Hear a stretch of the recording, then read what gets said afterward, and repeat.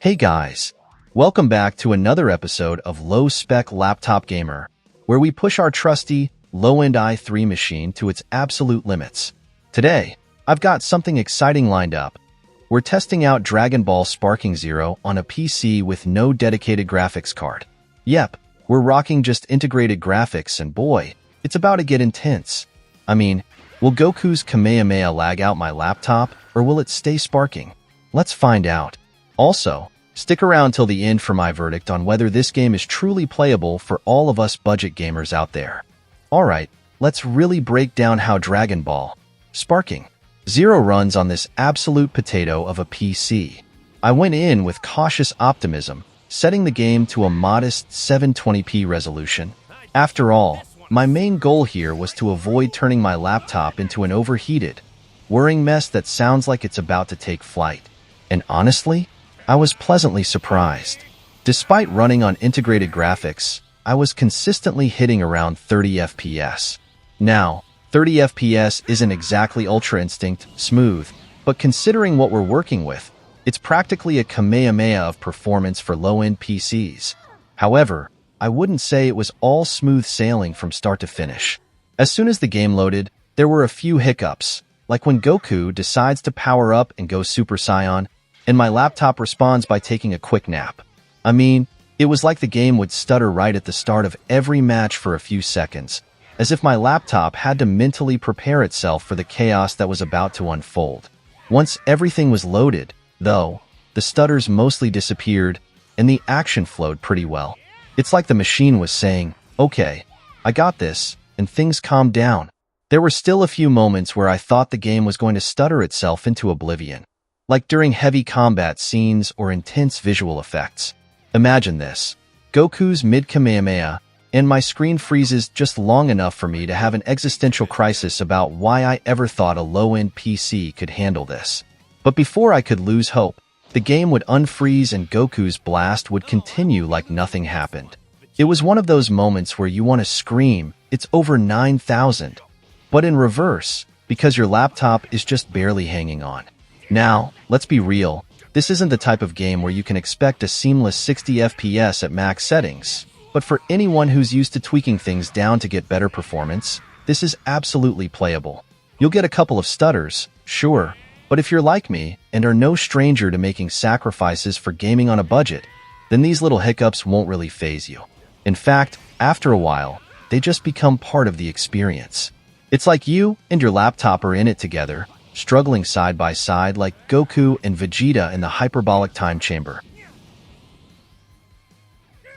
Honestly, the combat feels great, fast-paced, explosive, and exactly what you'd expect from a Dragon Ball game. You get those high-flying, energy-blasting, Super Saiyan smashing moments that we all crave. But here's the thing: while the fighting itself feels like a dream, well, at least a low-spec dream, the story mode left me scratching my head. Imagine this: one of the most legendary scenes in Dragon Ball history, the father-son Kamehameha, an emotional, heart-pounding moment, right? Except, in this game, you get to relive it through a PowerPoint slideshow.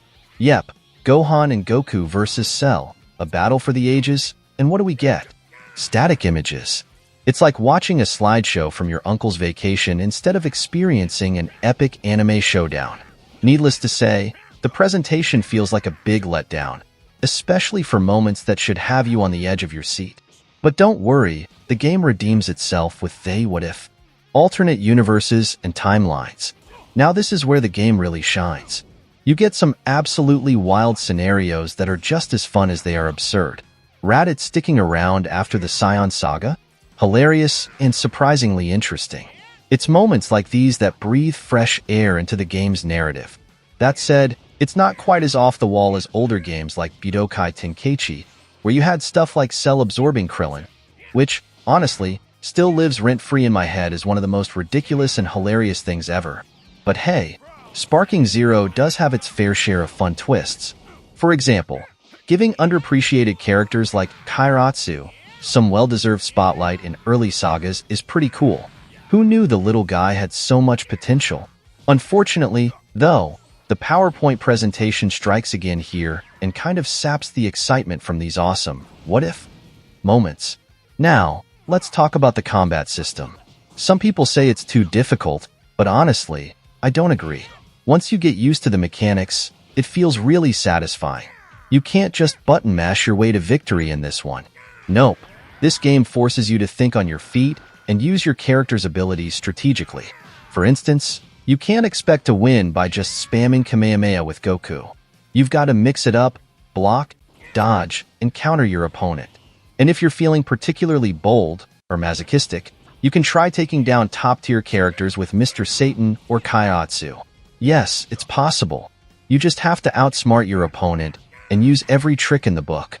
The combat really rewards skill, so if you're up for a challenge, you'll love it. Now, about the online mode, this was a total surprise for me. Usually, playing online with my low-end PC is a recipe for disaster. But I'm happy to report that I experienced zero connection issues. None. It ran smooth as butter, which is a huge win for us low-spec warriors. The variety in PvP activities also kept things interesting. Whether you're into ranked matches, casual fights, or just testing out crazy character builds, there's something here for everyone. I can see myself sinking a lot of time into the online mode, especially since the connection was so solid. Speaking of customization, this game doesn't disappoint. The number of characters you can choose from is insane, and the ability to tweak their appearance, moves, and even what music plays during sparking mode adds a whole new level of personalization. However, I do wish there was more freedom with costumes. For example, I really wanted to throw UI Goku into the Yardrat outfit, but nope, it's locked to certain characters. That was a bit of a bummer, but I do appreciate the small touches, like being able to choose your theme music. Also, the emote system, while fun, feels a little limited. Only 4 voice lines to choose from? Come on, give us a bit more variety. But here's a feature I didn't expect to love as much as I did. The Girl Talk feature in the encyclopedia. It's this hidden gem where Chi-Chi, Bulma, and Videl sit down and discuss every character in the game. Now, as a Dragon Ball fan, I'm always down for some extra character lore, and the dynamic between these three is hilarious and often overlooked. Hearing Chi-Chi and Videl chat about future Gohan? That's just the kind of detail that shows the love the devs put into the game. And every single line is voiced. It's a nice little touch that adds to the overall charm of the game. Who knew Chi-Chi had so many opinions about the Z-Fighters? However, not everything is perfect. Collecting the Dragon Balls in this game can be a bit of a pain. I haven't found any missions dedicated to finding them like the older games had. So far, it seems like you only get Dragon Balls through stuff like Zeno and Whis tasks. Thankfully, it's not like you're missing out on exclusive characters by not collecting them. It's more of a way to get ahead early by wishing for Zinni or unlocking a character faster than normal. But still, I miss the old mission-based Dragon Ball hunts. There was something special about beating an entire army of Frieza soldiers just to grab a single Dragon Ball. So, what's the final verdict? Can you run Dragon Ball Sparking Zero on a low-end PC with no graphics card? Absolutely. Sure, there are a few stutters and occasional frame drops, but it's far from unplayable.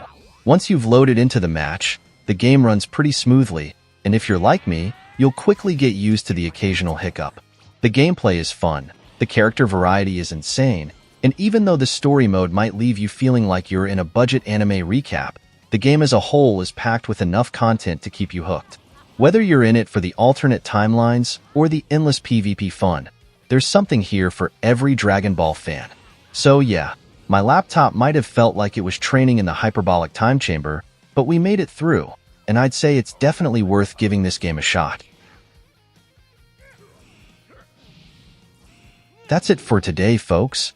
If you enjoyed watching my poor little laptop power through yet another game, don't forget to smash that like button and hit subscribe if you want to see more low-spec game tests like this one. Drop a comment below if you've tried out Dragon Ball, sparking 0 on a low-end PC, or if there's another game you'd like me to test. Until next time, keep those FPS up and your laptops cool. Peace.